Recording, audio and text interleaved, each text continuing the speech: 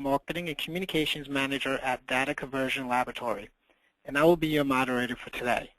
Before we get started, I wanted to let you know we will allow time at the end of the webinar for questions and answers, so please write your questions in the chat area as they come to mind. If we don't have time to answer them all, we will make them available on our website. Next slide, please.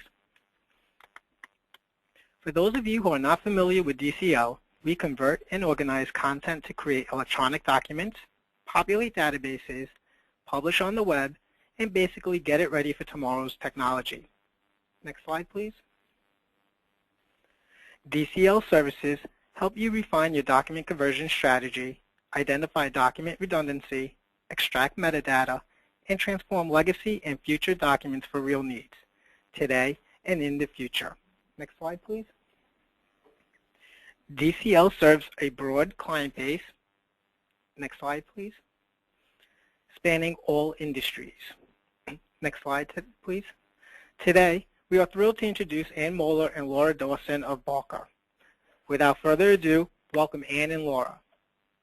Thanks, Adam. Thank you.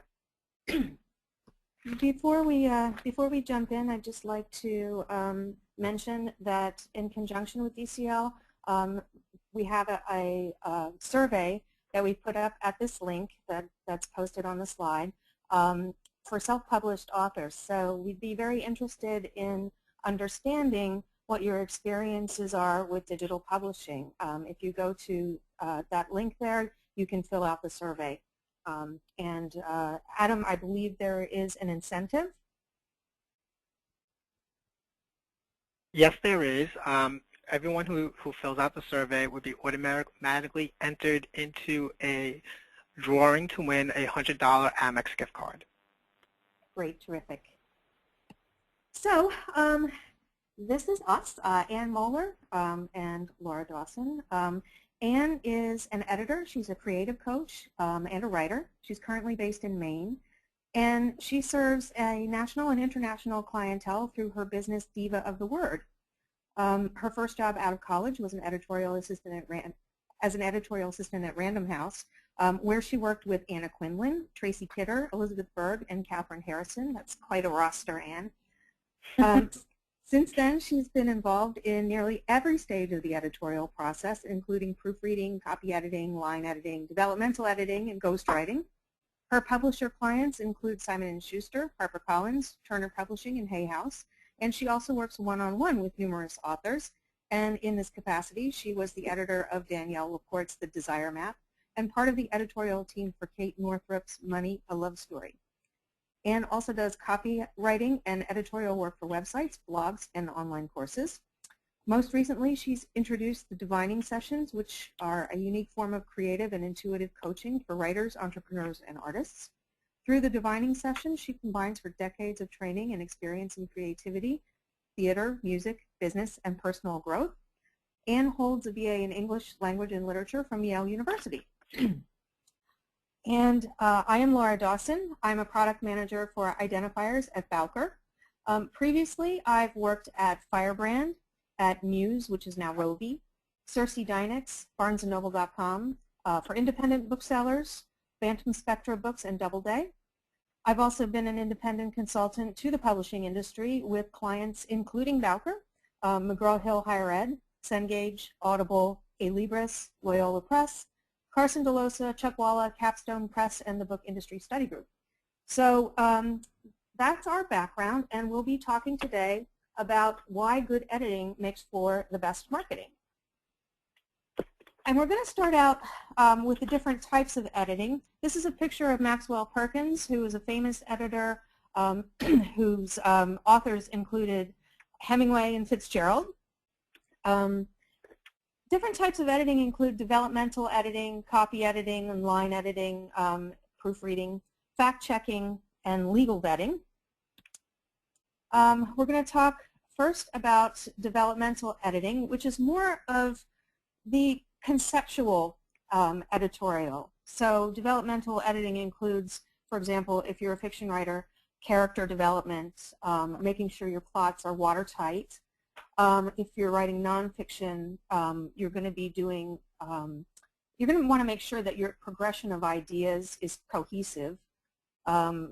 Developmental editing also involves filling in any missing pieces or getting rid of any unnecessary sections. Virginia Woolf referred to getting rid of your little darlings, which is the pieces of your work that you are overly enamored of, but that the reader might find a little bit excessive. So Ann, do you want to talk a little bit about the kinds of developmental editing that you've done? Sure. And thanks again for asking me to be here today. It's great to share this conversation with you and with the listeners. So yeah, well, I would say, I mean, you just covered some great, major points about developmental editing.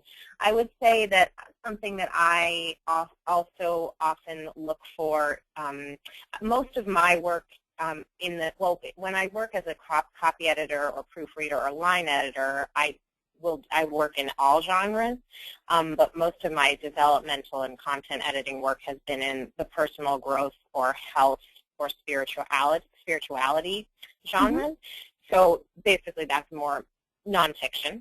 And I have found that some things that I run into a lot with authors in those genres is a lack of specificity, people being kind of vague, like I think that, I don't know, it's interesting. I feel like sometimes people are afraid to get too specific, or they actually just assume that if they kind of gesture towards an idea that the reader will get it.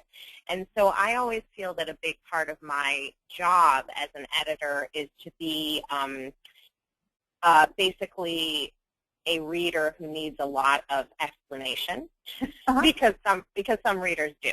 And then obviously we always look for a balance that, if we go too far into explanation, then it gets cumbersome. But oftentimes people, like I think you said something about missing pieces. Yes. Oftentimes people skip steps in their sequence of thought and logic because they are forgetting that the person they're talking to may not have the same background that they have. And then also similar to that, I've noticed that oftentimes, especially, and this is I think especially relevant to the people who are self-publishing, because we are in a sort of information overload climate right now, people are very exposed to other people's language and branding. And voices. And so I also have noticed that oftentimes people, when they're starting out, will part of the vagueness in their writing comes from them copying other people's tone of voice. Right. And so it comes off as kind of not only vague but also kind of cliched and gimmicky. So I'll really work with, part of the reason that I wound up creating the divining sessions that you mentioned in my introduction is because I wound up in my editing work with people, sometimes coaching them into different methods of how to really connect with their own voice, their own writer's voice. Right.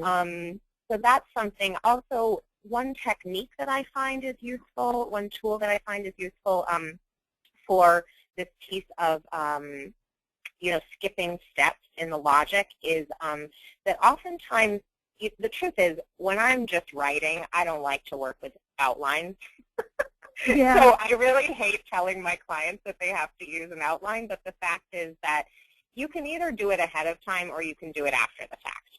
And everybody finds their own process for that, but I have found oftentimes that people will, write something, and then if they haven't come up with an outline ahead of time, something that's really useful is to go back and create a retroactive outline. And so to go through each paragraph and say, this is the main point of this paragraph and this is the main point of that, and then how do those link, and then you can rearrange.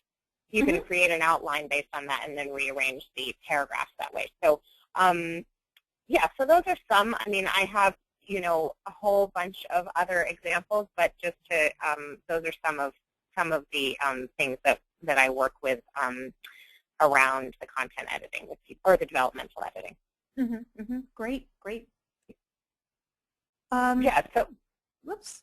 No, go ahead. I just was going to say, if you needed more, I can give you more, but if you want to move on to the next topic, that's fine too. What I'm noticing is that one of our slides is missing, and that is for the copy editing and proofreading, unfortunately. Oh, okay. But, basically that's just a slide with a picture on it. Why don't we go ahead and talk about copy editing and proofreading? Yeah, so that is usually pretty far along the line in the editing process. That was actually after my first job as an editorial assistant.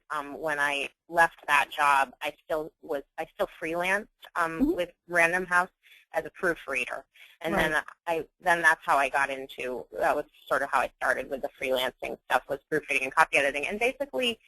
So once somebody, and I know I'm saying something that you, Laura, know, but that some of our listeners might not know.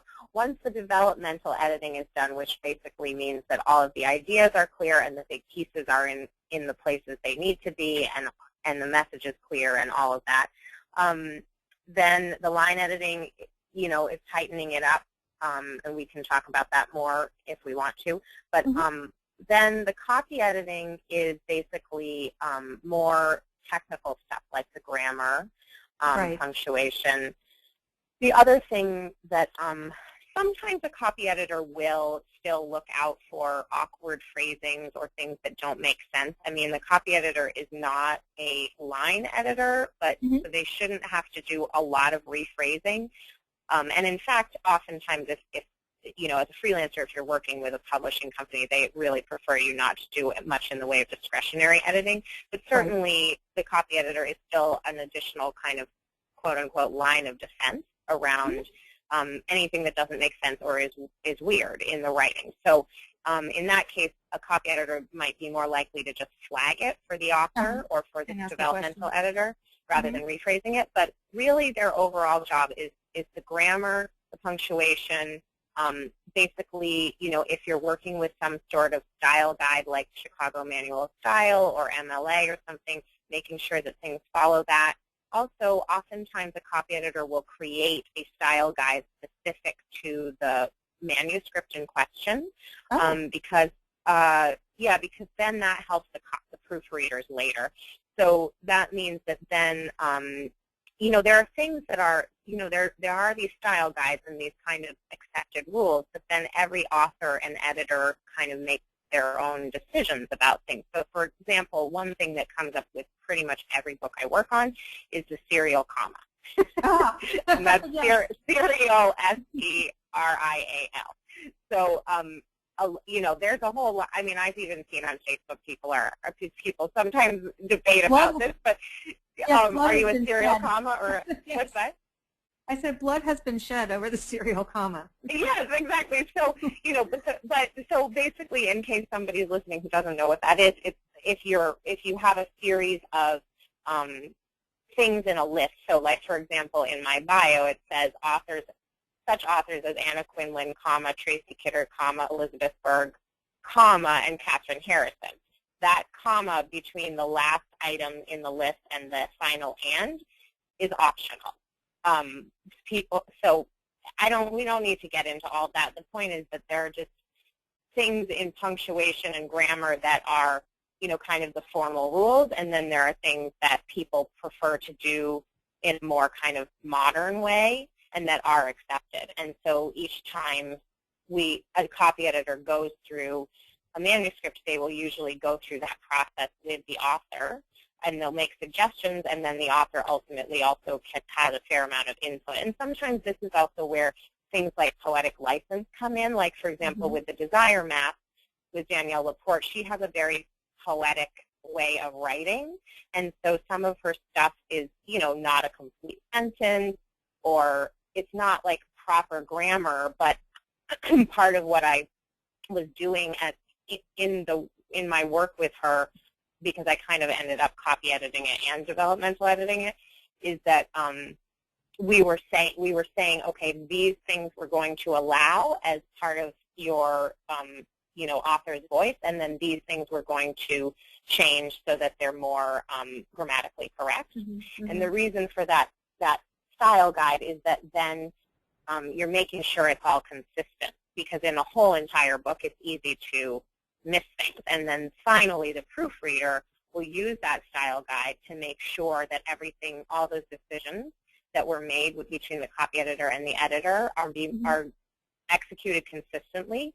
And then as well, the proofreader is kind of the final set of eyes. And the fact is, like, we've all seen published books by major publishers that have typos in them. I mean, there is no way to do this, to do editing. There's no way for a computer to do editing, thank God. Right. at least for today. And but what that means is that there's always room for human error, but that's another reason why it's really good to have a copy editor and at least one proofreader. Generally speaking, in my experience with major publishers, there are 2 to 3 proofreaders for every book because, you know, sometimes people miss things. But, yeah, proofreading is just really the final look in case anything was missed. Does that help? It does. Proofreading itself is a very formalized process, right? It has its own sort of codes. Yeah. In a specific way. Well, I mean, I should say it is and it isn't. I mean, in that, like, when I first started, and to be honest, I haven't been working directly with many of the New York. I should say I haven't been working as a proofreader for a while. So I don't know if they're doing this way anymore or not. But when I started, proofreading was still on hard copy. Right. So yes, they would send you the manuscript, or you pick it up if you live in New York, like I did at the time, and you use colored pencils, certain type of colored pencils that are erasable, and there are specific markings, which actually you can find in the dictionary. Every dictionary has, I mean, every hard copy dictionary has a list of proofreaders' markings. Then they're kind of more than the ones that are listed in there, but those are the basics. And there's also some explanation of them in Chicago Manual of Style. But basically, yeah, so if you're doing proofreading in the really formal use of the term with a publishing company, it means that there are specific markings for each thing, and there's a specific way that you have to put the markings in the margin and all that. And the reason for that is because then a typesetter is taking your markings and implementing them into the manuscript. Right. But I should say that for self-publishing people, I mean, I think it's really helpful. I think that it would be great for authors to know proofreaders' marks because then if you're working with a proofreader who uses those, then they can do that, and that's a lot. It's just like a nice shorthand that you can use together. And also, personally, I feel that there's something to be said for proofreading and copy editing on hard copy. You just see things differently without the glare of the computer screen. So that's a good thing. But that being said, I'm really glad that we're talking about these different things because I've found that oftentimes people who are self-publishing or publishing electronically, or even sometimes when I'm working on website type, online writing, people basically are conflating copy editing and proofreading as basically the same thing. And so the truth is that what I often suggest to my clients who are self-publishing is that they just, whatever they do, that they have at least one, preferably 2 people do a final proofread. And when I say that, I don't necessarily mean that they're going to use those formalized markings. If they're going to do it electronically, but that they have somebody who's like an additional fresh set of eyes who has not read it before. You cannot have somebody do the developmental editing, the line editing, the copy editing, and the proofreading and expect them to catch everything in every stage because by then they basically have the thing memorized. Yeah, exactly.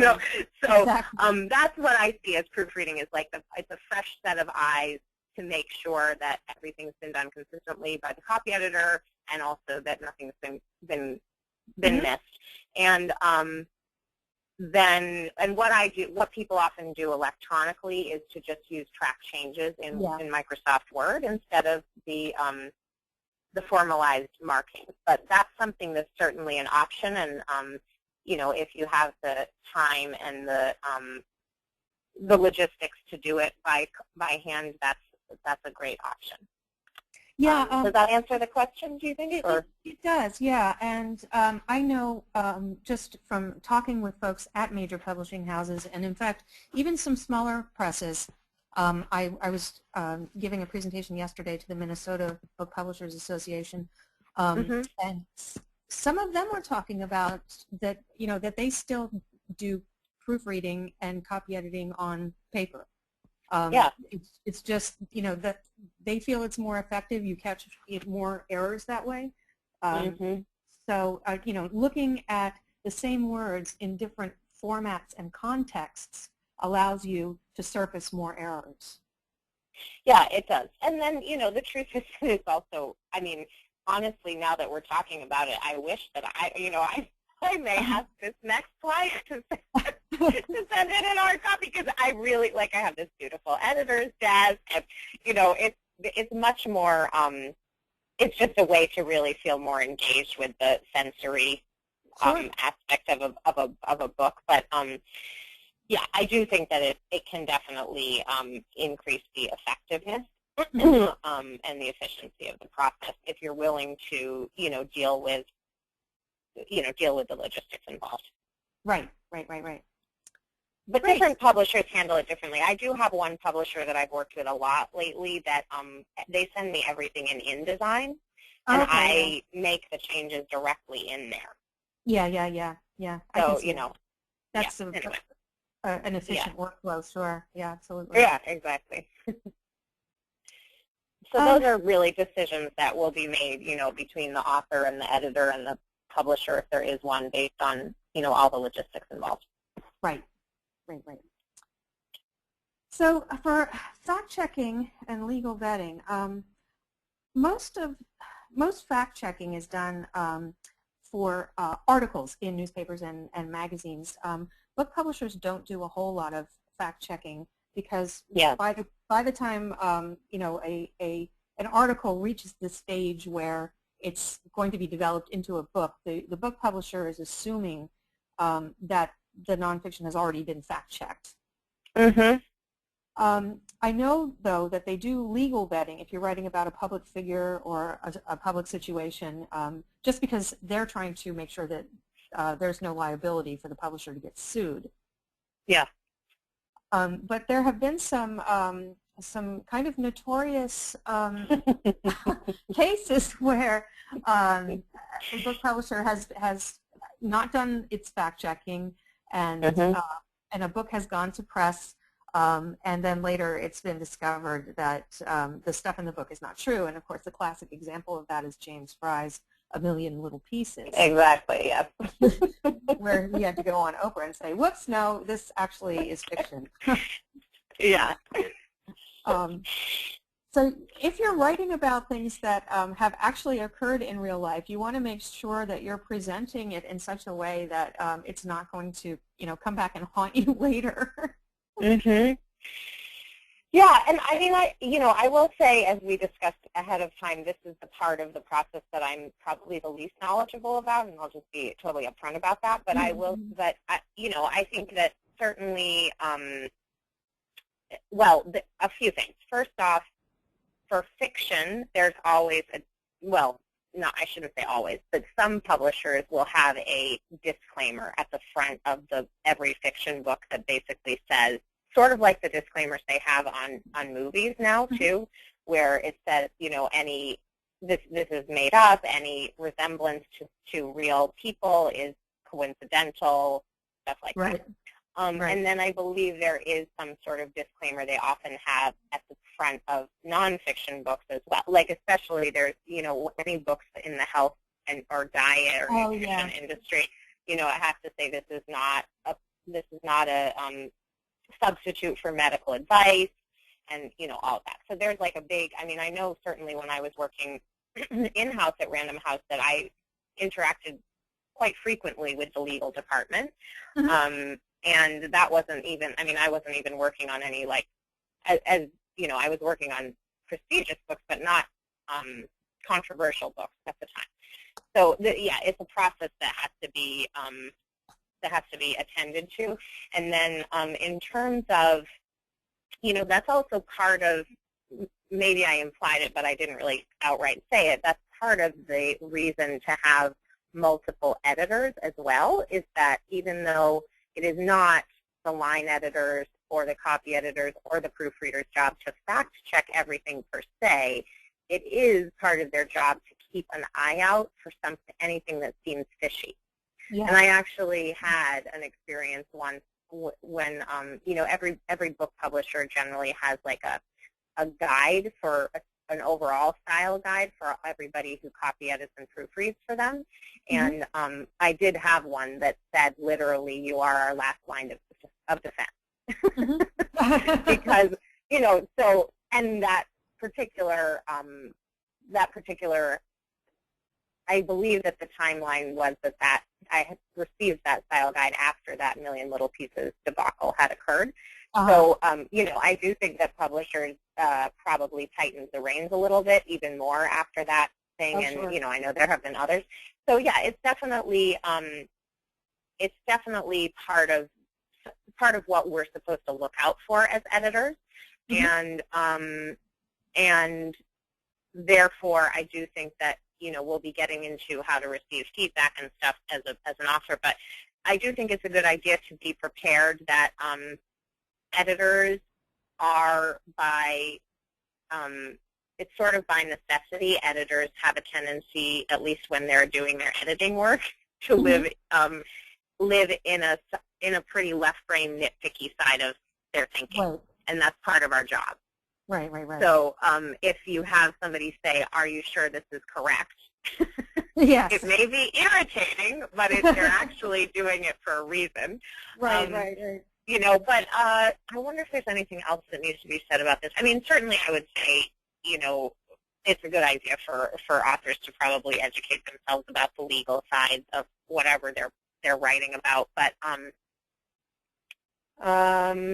well, I guess I will also say that I have certainly had experiences where I was being hired to copy edit and line edit, but they also wanted me to fact check to a degree. So, like, sometimes things like if people are referring to a bunch of, I don't know, movies and actors or books and authors or whatever, they often do want you to check those. Okay. But it really depends on it depends on what the publishing situation is, how many people are involved. I do think that as an author, it's a good idea to just be aware that does need to happen at some point in the like stream of how the book is being checked, and to not assume that your copy editor or proofreader is going to do it, because it is not really in the literal job description. They can do it if you ask them to, but it may increase the rate that you're being charged, and it may increase how long it takes. And it just needs to be explicit, because they will look out for things that seem fishy, but they're not going to check every little thing unless that's part of the specific thing. And then sometimes people also, will have somebody specifically, if it's a very technical, as you know, my mom has written a bunch of books about women's health, and she always has had people who are specifically help her with the research and the citations and all that, because that's a lot of stuff to be on top of. And depending on the topic that you're writing about, that may also be something to include in your process. Yeah, that actually made me think of Doris Kearns Goodwin, for example, who was recently, well, in the news because some folks had discovered that she had, well, it wasn't exactly plagiarism. She had mentioned a couple of issues but not cited her sources. Yeah. So, that's a really big deal. It is. Citations are critical, and people will find out if you're using their work and you're not properly citing them. Yeah, people do. And it happens, I think that, I mean, I don't want to sound snobby, but I really do think that people have become a little bit kind of cavalier about that sort of thing in the internet age, because everybody's just sharing everything. And you know, and the fact is that even on the internet, that's not really allowed. Like, you know, sometimes people will use somebody's name and likeness on their website, and generally speaking, at some point the person's going to find out and probably sue you. I mean, you can't get away with that. Ask you to take it down, yeah, or just ask you to take it down, depending on what. Yeah. But actually, there is something while you were talking about that. Yeah, citing your sources is really important. I personally, in my personal life, and certainly with my clients, I always say err on the side of crediting somebody, because it's not going to take anything. I mean, I know it's easy to think it's going to take something away from you, but it really just makes you seem it just adds to your credibility.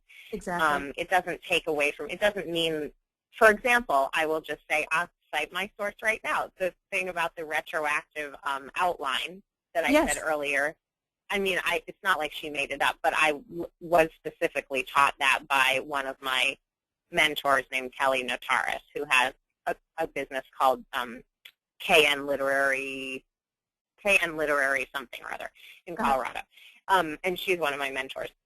You know, I think that it's important to honor our elders, so to speak, and cite our sources. And also, though, another piece about the legal thing is if you're writing anything that either is about your family, if they're still alive, or if you're using case studies of clients or patients or whatever, you have to get permission for those things, or you know, you make up composite people so that you're not really sharing somebody's private information. All those things really need to be considered as well, and that's often more in a nonfiction thing, but those are things to be considered as well. Excellent. So earlier, you mentioned style guides.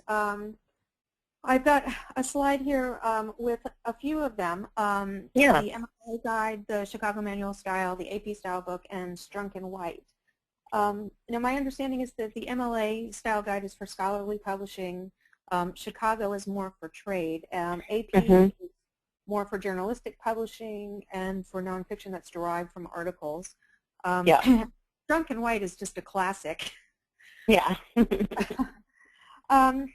So what can you tell us about style and different types of publishing? Yeah, well, I mean, the one that I work with the most is the Chicago Manual Style, because most of my experience has been in book publishing. You know, as I kind of alluded to before when I was talking about copy editors creating style guides with authors, I mean, essentially, the kind of short way to say it is there are rules and there are no rules. Right. You know, I do think that I'm a little bit of a traditionalist to some degree. I really think that I feel that punctuation is a tool that can be used to make things more clear, generally speaking. I also, though, like I said, you know, depending on the author's style, I really think it's very important to, I guess what I would say about style is I think it's important to know at least some of or most of the basic stylistic conventions in whatever genre or medium that you're working in, or be working with an editor and a copy edit, well, I guess primarily in the copy editing stage and to some degree the line editing stage as well, to be working with people who really know them. Now, when I say who know them, I mean, I don't have the Chicago Manual Style memorized. I have an online membership, and I can look at it whenever I want. And I do. Almost every single time I work on a book, I have to look something up. Even stuff that I've looked up before, I just forget. So it's not that you need to have it memorized, but I think it's good to be aware of it, or to have somebody you work with who's aware of it. And then also, if you're going to choose to do something that is against the convention, that you need to have a reason for that and that you be consistent about it. That's really the main thing, is that I think people sometimes aren't aware of how much it can throw a reader off when they do something one way on page 5 and a different way on page 25 and a different way on page 60. It's really like the reading process, the writing and reading process, I feel like it's, you know, not to be, I don't know, overly romantic, but it is a little bit like a dance, and you're going to lose your partner if you, like, if you get inconsistent without kind of giving them some sort of warning. Yeah. No, I agree, and I think does that make sense?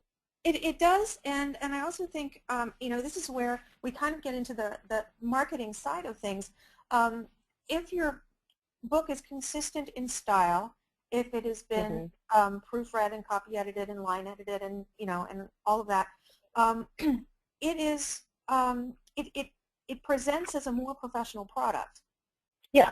And when there are inconsistencies in the editing, that takes away from your credibility as an author. Absolutely. And it makes a reader less likely to trust what you're saying or suspend their disbelief if you're writing fiction or what have you. It really gets to the heart of the engagement between the reader and the author. And so that's what we mean when we say good editing is the best marketing. Because you can market a book, you know, till the cows come home, but if the reader's experience of that book is inconsistent or, you know, or asks a lot of questions about the credibility of the author, that's going to mean that you've lost the reader, as you said, and that reader's not going to recommend your book to other people and may very well go on Amazon and leave a negative review. Yeah, absolutely. And, you know, I think it's, I think to me, anyway, the most important thing is the relationship between the author and the reader. Absolutely. And also in terms of this marketing piece, if you are working in, you know, the academic realm or the magazine journalistic type realm, that's another reason. That's another reason to, or I guess I'll say that's another stage of the marketing, because obviously you're trying to get your article or whatever it is you've written into some sort of journal or whatever, and so that also is part of the reason why it's good to pay attention to those style guides. Because otherwise, I mean, there are places that will literally just not accept your submission if you are not following the rules. Exactly. And if you're kind of a, you know, rebel, that's fine, but wait until you've gotten in the gate. Well, yes. Yes, you have to play by the rules before you can break them. Yeah, exactly. But yeah, but I think that what you're saying is really true, and I think it's partially to do with that it gives you more of a sense of legitimacy to the reader, and I also think it to some degree it has to do with respect for the reader too, like that you have taken the time and made the effort to really make this as readable as possible. And the truth is that, you know, again, I'm gonna disclaim this and say that I don't think you can use disclaim as a verb. But anyway, no, I'm editing myself. But I do think that this may come off as a little snobby, but wasn't there that famous Fran What's-Her-Face, that New Yorker person who said, just because everybody can write a book doesn't mean they should? Oh, yes, Fran Lebowitz, yes. Yeah, and I don't mean that in a way to, like, I'm really not saying that to discourage people. What I'm saying is that there is sometimes, it's not that it needs to take up your whole life. It's not that you need to be perfect, but it does, you are requesting people's time and attention when they ask you to read your book. And it's very similar. I mean, I just can't help but it reminds me of, you know, times in my background in the theater when they say you have to have some respect for the audience, that you ask them to pay money and sit there in the dark Right. and be still, which is hard, which is especially hard in this day and age when we have no attention span. And if you're going to do that, you need to, like, doesn't mean you have to be perfect, but it does mean that you need to put in effort and time that is worthy of their time. And exactly. Not everybody's going to like what you're going to do, but at least they will know that you respect them and you respect the fact that they chose to share their time with you. And there are people, I will say though, there are people who could read an entire book that's full of typos and not even notice. I mean, that's just true. But and so it's not like everybody's going to be thrown off, but it's a significant enough number of people that you might as well make it more accessible. Well, right. Yeah. And you know, the fact that they are picking up your book in the first place, they've already self-selected as a reader. Yeah. And readers pay attention to things like typos. Most readers, I would say, it matters to them. Yeah. They like words, and so, you know, that's where they live. That's true. And also, the other thing is, you know, to maybe put it in a little bit more of a positive light as opposed to the, you know, friendly sort of life, is the other thing is that they want to take the ride with you.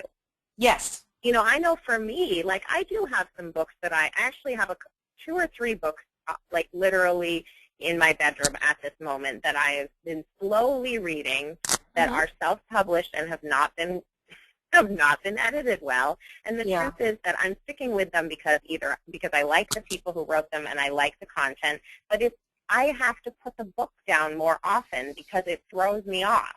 Yeah, exactly. When there's something, you know, so yeah, it just allows the reader to take the ride with you more, and they want to take that ride with you. Whether it's, you know, a nonfiction ride or a fiction ride, they want to be there.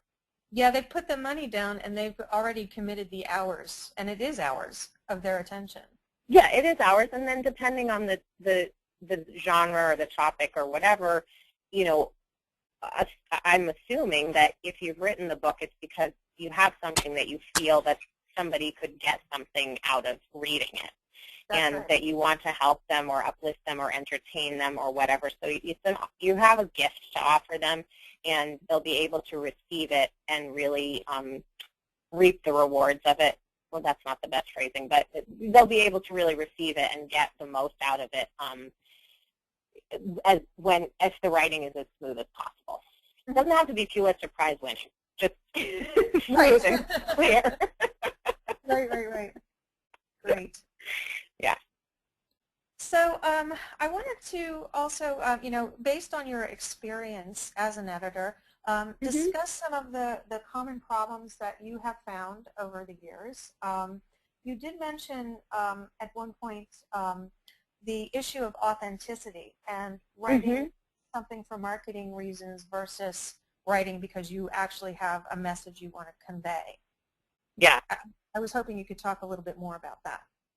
Yeah, and again, this is, you know, sort of back to, you know, the kind of imperious Fran Lebowitz thing, but the truth is, well, I've noticed that a lot of times entrepreneurs and teachers in the personal growth world and stuff, sometimes they think of a book as like a business card or a marketing tool.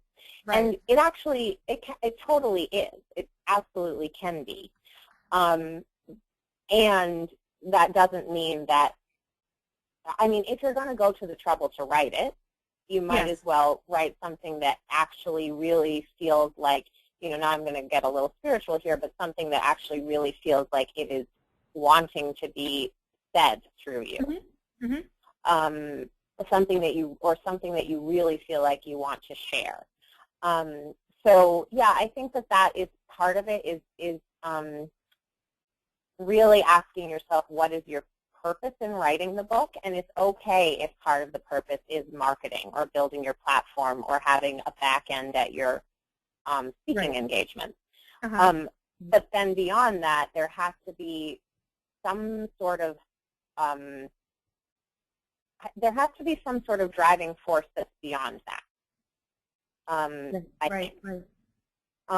So that's one thing. I think also, well, there's this kind of classic thing in writing about showing versus telling. Yes. And that comes up especially in fiction, but it's also true in nonfiction, especially because a lot of times nonfiction, like particularly near the beginning of the book, if you're sharing in the introduction something about your own story and why you're qualified to talk on the subject that you're writing about, you're still telling a story at some point in the book to some degree.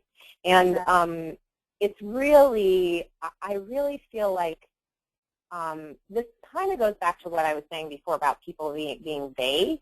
I think that sometimes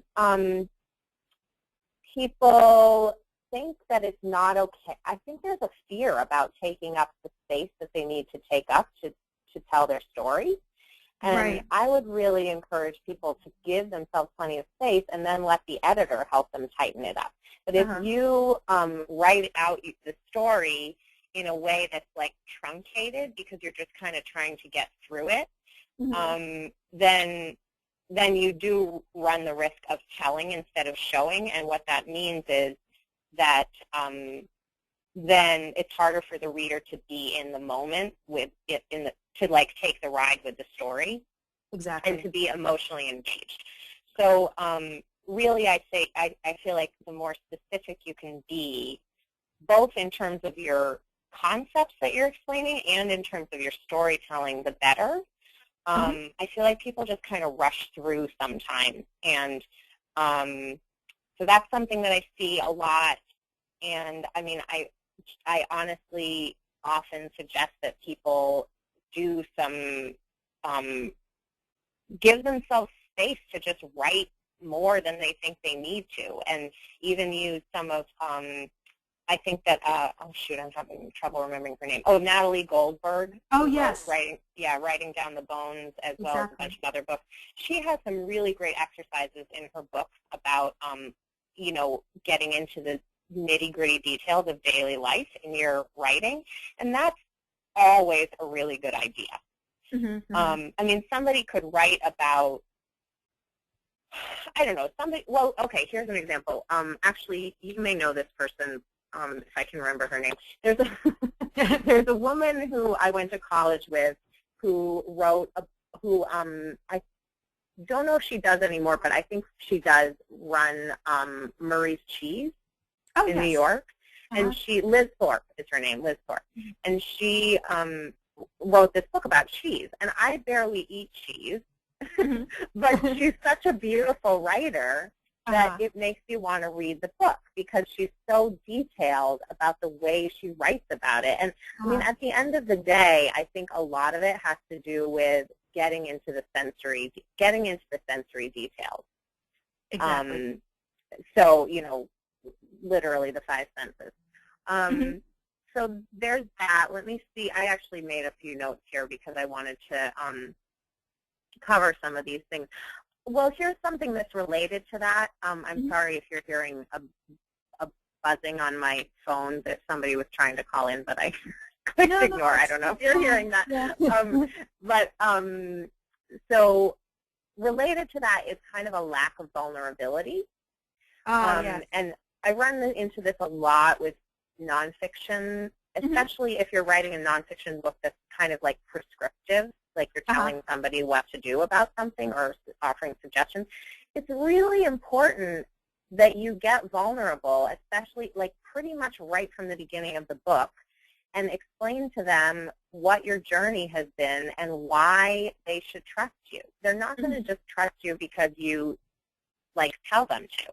And part of the way that we build trust is it doesn't mean you have to tell them your whole entire sob story, but you can tell them, you need to tell them part of it, because the part of the way that we open up to people is when they open up to us, and you're giving them permission to open up to you if you open up to them and explain, you know, even if you don't have a sob story, you know, it could just be something like why this topic is so important to you. Like I have a an acting business coach when I've been working on that side of my life, who has never been an actor in her life, but for some reason she is very moved by the work that actors do and the path of that particular artistic path, to such a degree that often when she talks about it on her webinars and stuff, she is moved to tears. Oh, wow. I don't need to know, really, honestly. I don't even need to know why that is. I'm kind of curious, but the fact that she's so open about that and sincere and in her heart, that speaks volumes to me. Right. So I think that that's really important in, like I said, especially in the beginning of the book, like the introduction, so that people know who you are. Right, right, and what's driving your passion. Yeah, exactly. I think also there's another issue of kind of, and this is going to contradict a little bit what I said about the specifics, but the issue of kind of rambling and lack of structure. Yeah. And so I notice sometimes people, I think what happens is that they're so excited to be writing about what they're writing about that they just like blurt out all of their ideas about the topic in no particular order.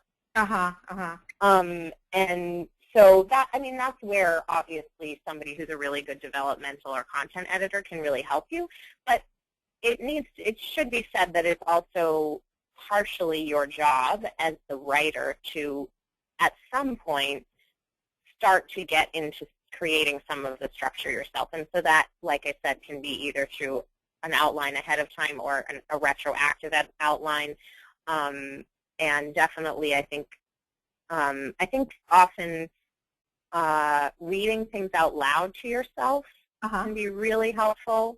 And also taking space away. Like once you've written, you know, a draft, then put it away for a couple of days and then reread it, and you'll probably see things differently than you did before.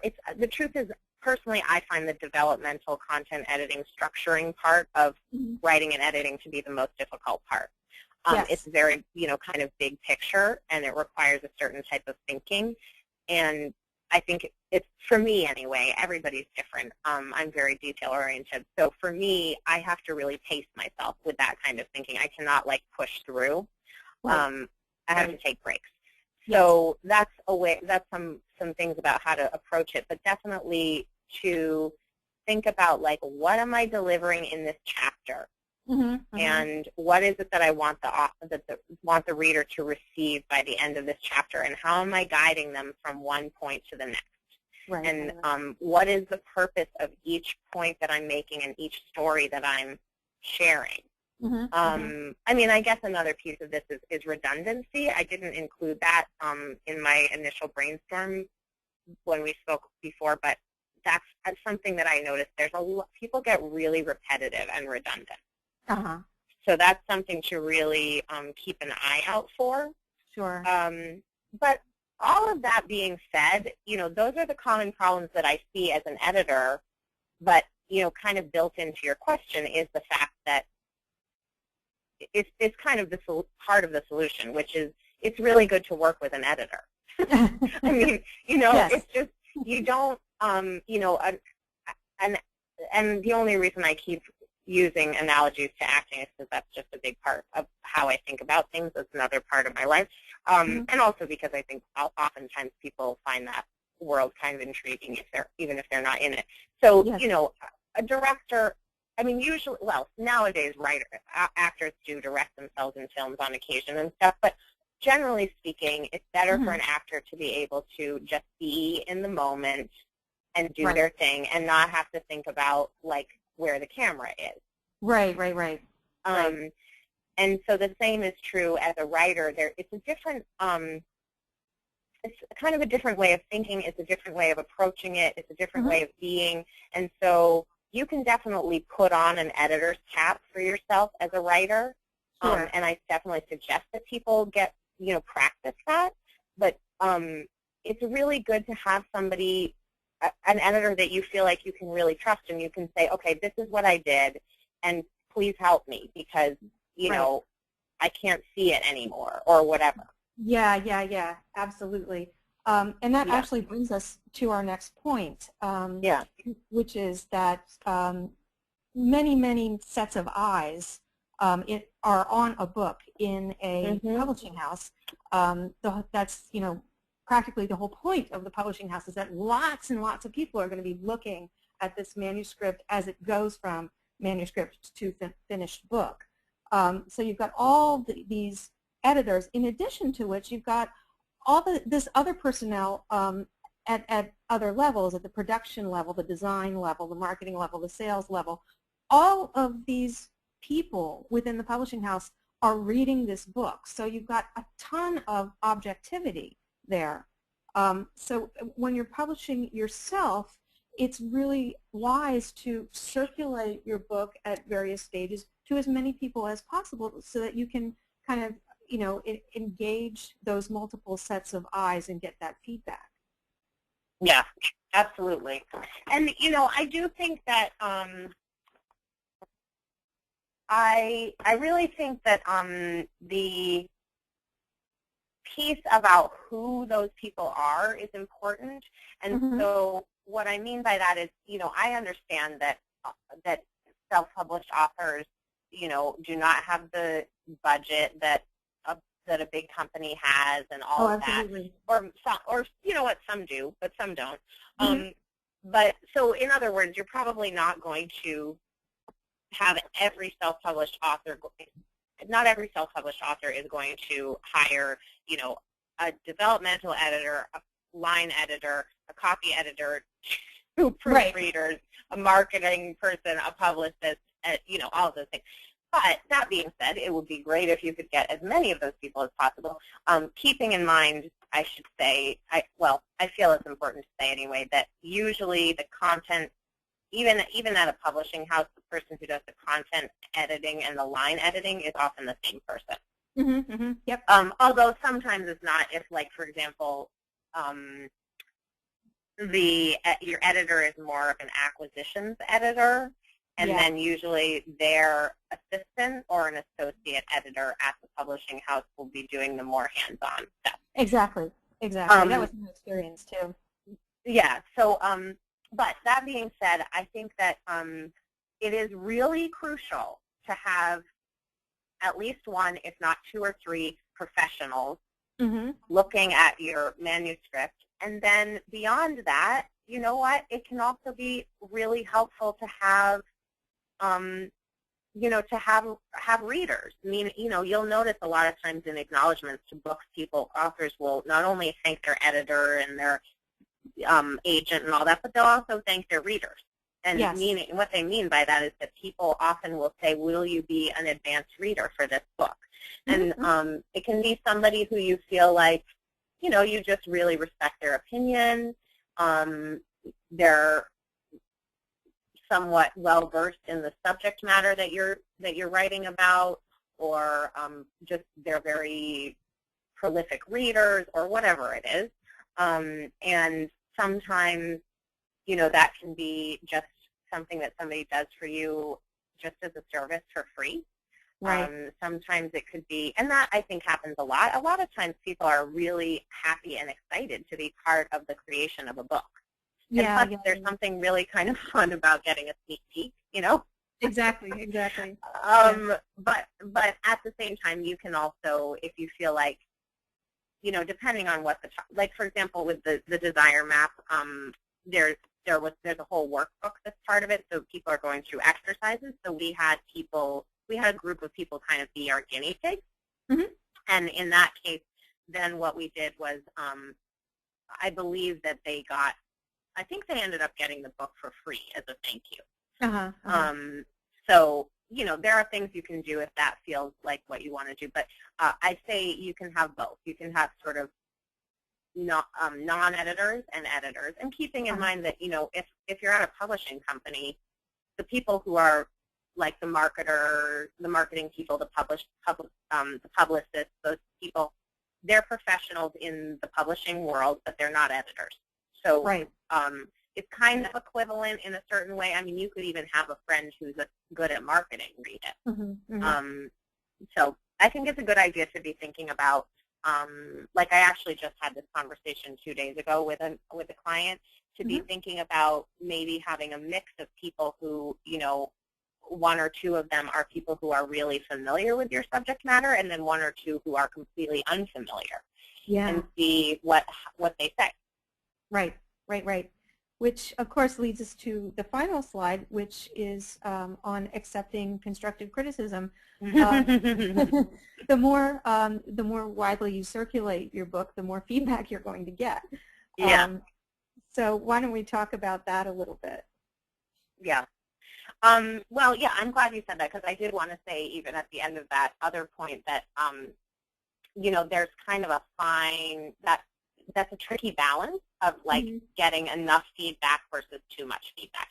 And that's something that ultimately kind of has to be, you know, between you and your own internal compass.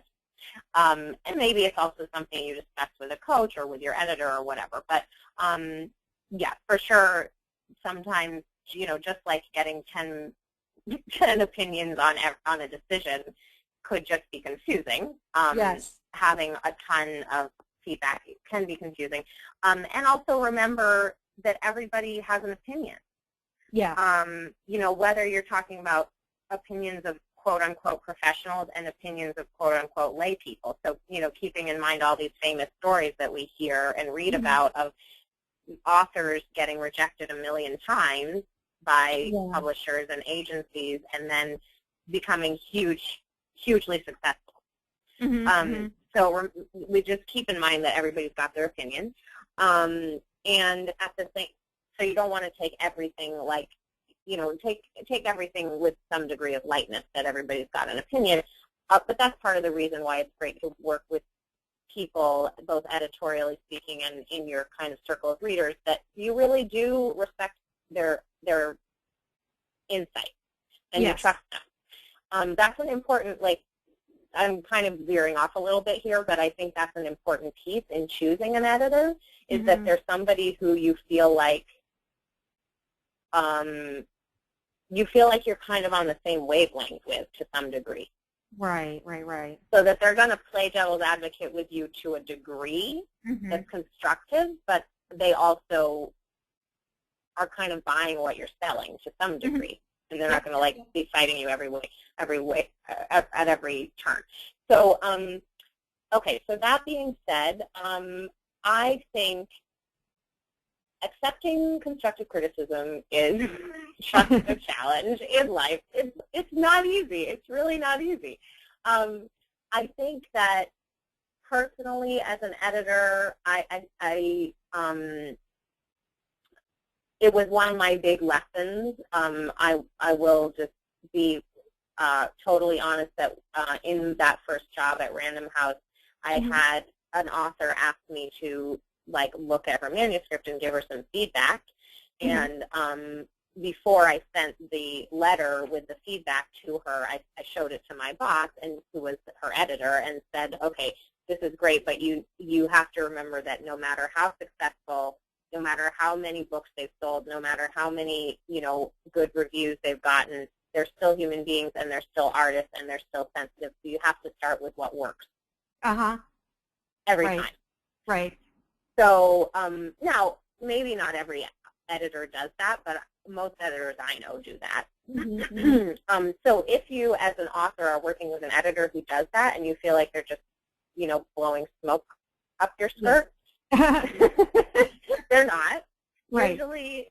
Usually they're not going to say something positive. They're not going to make stuff up. There's always something positive to find, and they are doing that for a reason, first off. So, like, take it in. You don't have to deflect the compliments. And then, with the stuff that's more, you know, constructive or quote-unquote negative, keep in mind that they are working with you. I mean, they could be working with you just for the money, but generally speaking, they're working with you to some degree because they respect you and your message and what you're trying to say in the world. Right.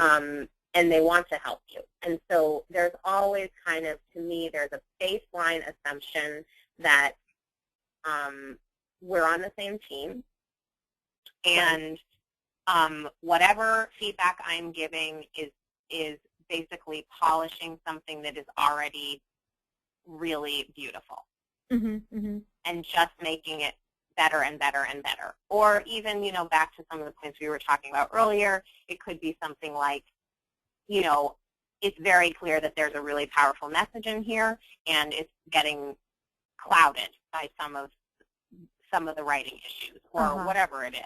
But the point is that there's always, we're building on something positive and strong.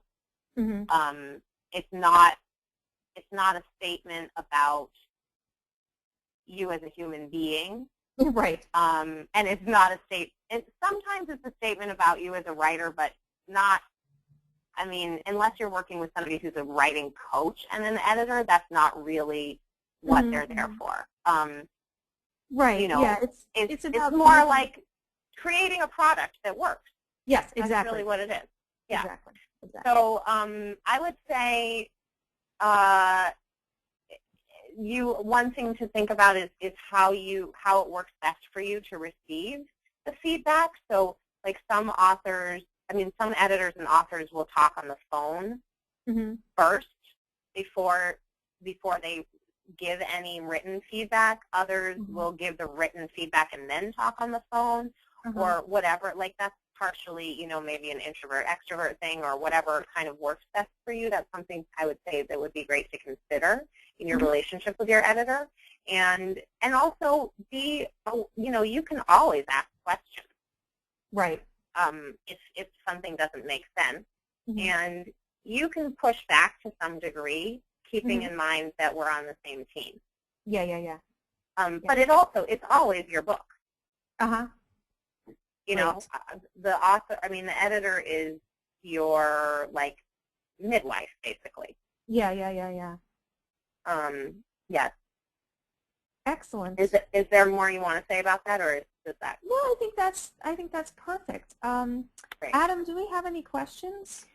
Yes, we do, Laura. And the first question is, just this week, George R.R. Martin of Games of Thrones said that he's still using a DOS-based program to write his novels because of the distractions presented by the supposed editing tools of programs like MS Word. Oh, I was just talking about this yesterday. How have your own personal experiences been about using the said program and making the editing your own? Can you just restate the very last sentence? Sure. How have your own personal experiences been about using the said program, DOS-based programs, and making the editing your own? Laura, do you want to go first since sure, I feel like I've been talking so much? The DOS-based program that he uses is called WordStar. And Ann, I don't know, this might be before your editorial time, but when I was coming up in publishing, I was using that as well. WordStar doesn't allow for track changes. It's not like Word in that way. It's this green screen, pixelated format. So when I was in publishing and we were using this program, we would have to print out the manuscript and do the editing by hand, and then go back into the program and make the changes that way. So it was a two-step process.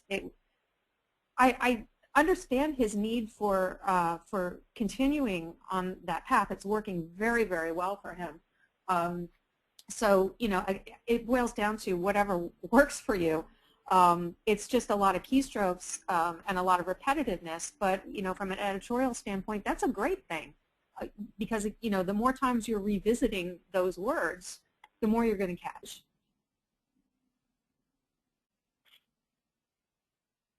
Yeah, I guess I'll just briefly say I don't believe that I have experience with that particular type of program. I will say that a lot of freelance editors I know pretty much exclusively work with Microsoft Word, but that being said, you know, as I said before, I have one publishing client that sends me everything in InDesign, and I've learned to use that. I have a client who sends me all her blog posts.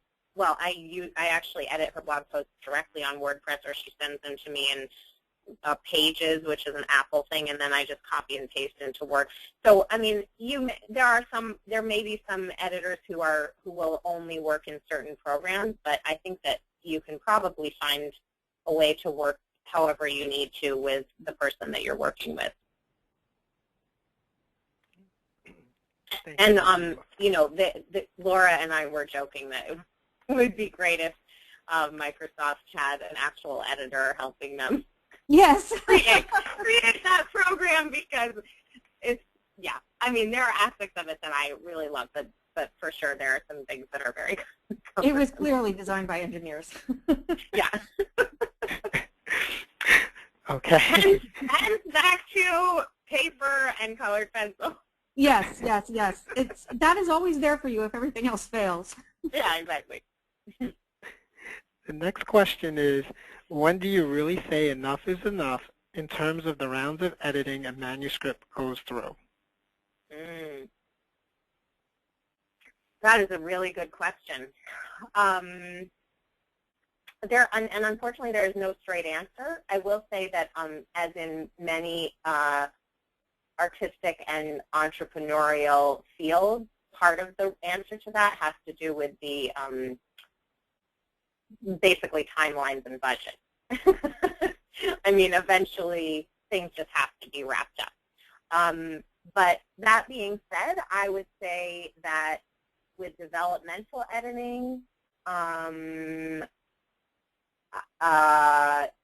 let me say this. Developmental editing is kind of a whole thing unto itself, and depending on where, you know, depending on how the author is doing with taking the feedback and making the revisions, the developmental editing can go pretty smoothly, but if they are having trouble implementing the revisions and suggestions, then you might have to even bring a book doctor in, or a ghostwriter or a co-writer, so that's a whole other thing, and that's a very case-by-case basis. But in terms of the basics of, I'll just tell you the way that I've seen it happen in a publishing company, and I personally suggest that people replicate this to whatever degree they're able to get within their timeline and budget. So there's the developmental editing, which can be, I don't know, anywhere probably from 3 to 6 rounds between, and when I say rounds, that means, you know, basically if there's 6 rounds, that means that you as the author are dealing with it 3 times and the editor is dealing with it 3 times. Then there's the line editing, which the editor will do after those rounds of developmental editing. Then the copy editor does 1 round or 2, but that's only between the copy editor and themselves, except for any dialogue with you about the style guide. And then the proofreading is really 1 round, could be 2 if the person is really thorough, or ideally if you have 2 to 3 proofreaders, each of them does 1 or 2 rounds.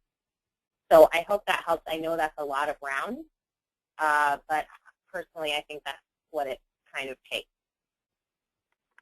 And it could be even more, it could be less.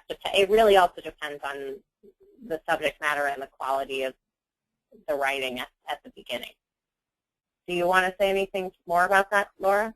No, not really, although you did hit on something at the tail end of that. I recently, I get asked a lot of questions about a lot of different aspects of publishing, and I've realized that every single answer that I give begins with, well, it depends. I think that's just you know, a sign of the kind of disruption that we're experiencing in publishing right now, where the answer to every single question is literally, it depends. Yeah, absolutely. Adam, are there more questions? Yep, we have a couple more. Okay. The next question is, in the ages of ebooks, is the creation of indexes still necessary in the digital format? Oh. Wow. That's a great question. My personal opinion is yes, but not in the classic sense that we know it.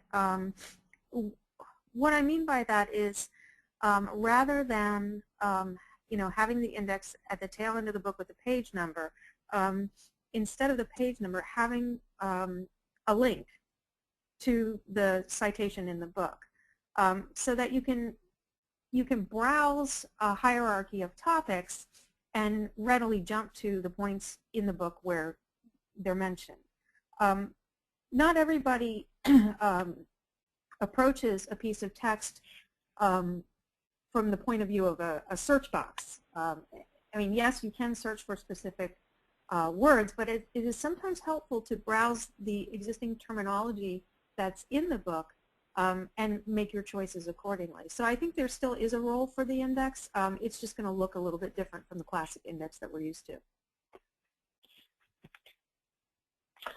I don't think I have anything to add to that. I agree. Okay. It's a great question. Okay.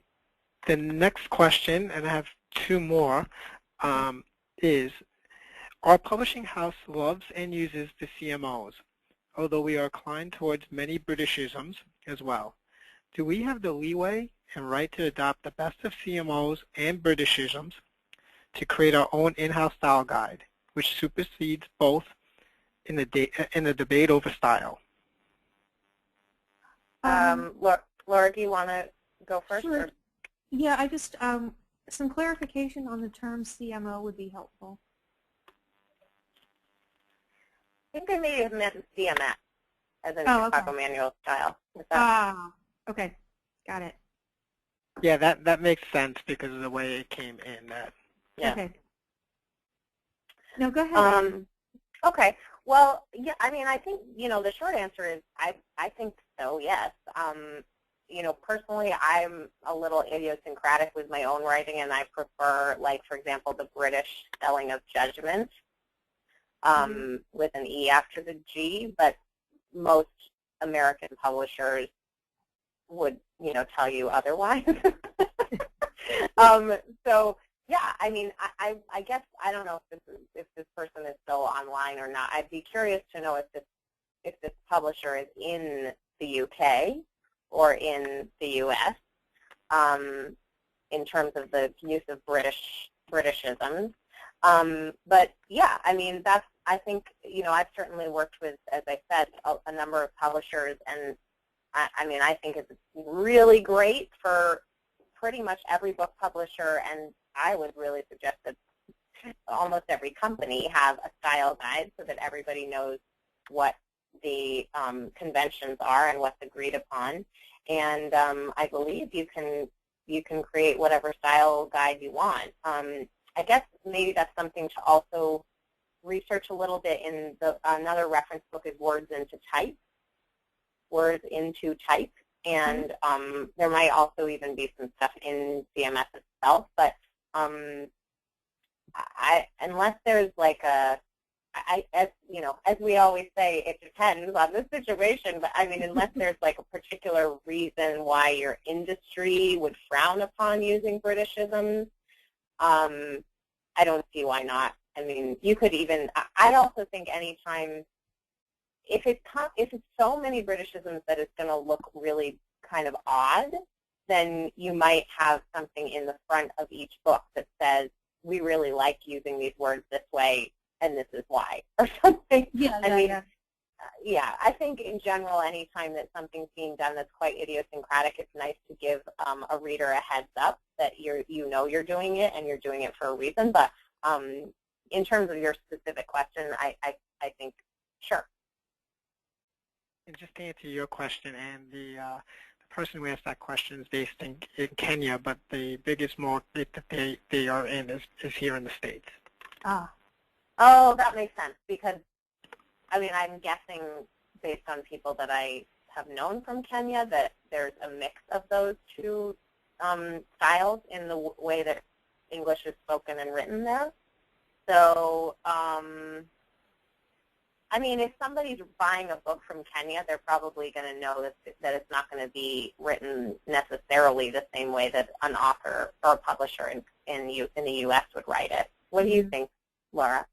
Yeah, no, I would agree with that. There's a certain understanding that we're we're not dealing with American English necessarily. Yeah. Okay. And Thank you. sometimes that's fun for people, actually. Yeah, exactly.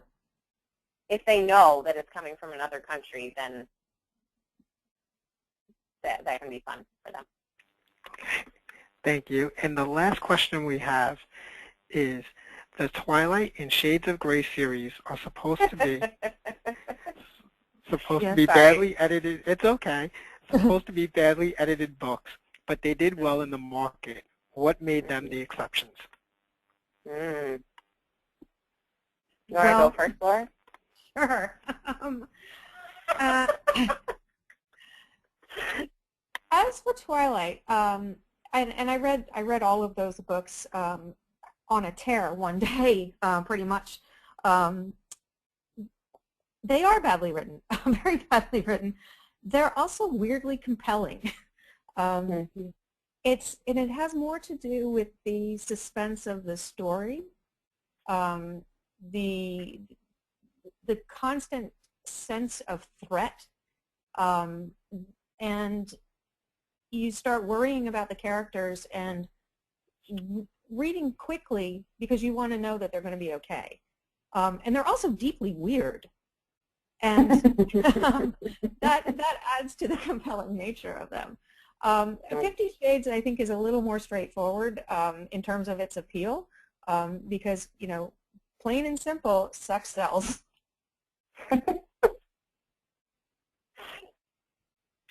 Yeah. I would agree. I also think two things. First off, just because you can get away with shabby writing and editing doesn't mean you should, just because it's going to sell. That's just my opinion. Mm-hmm.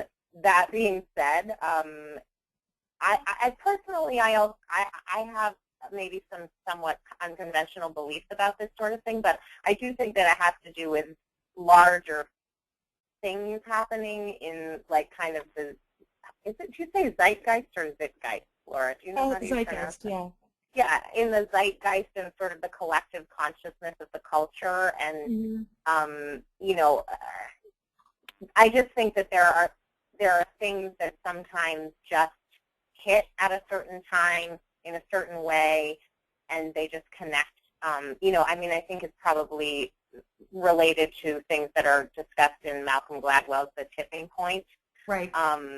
But it also has to, I really do think it has to do with the fact that there are a lot of things shifting and being discussed and evolving in the world around the issues of sexuality and power and gender, and that's a whole other conversation for probably not even in this company. but I just think that that's part of why that's happening. Also, I would say, in addition to that, these books may go away, eventually, and people won't remember them 20 years from now. We certainly see plenty of instances of books that, have not been well written in the past, that have been hugely popular and then have vanished.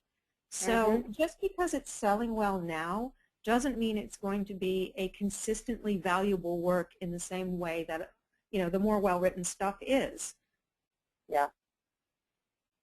That's a really good point.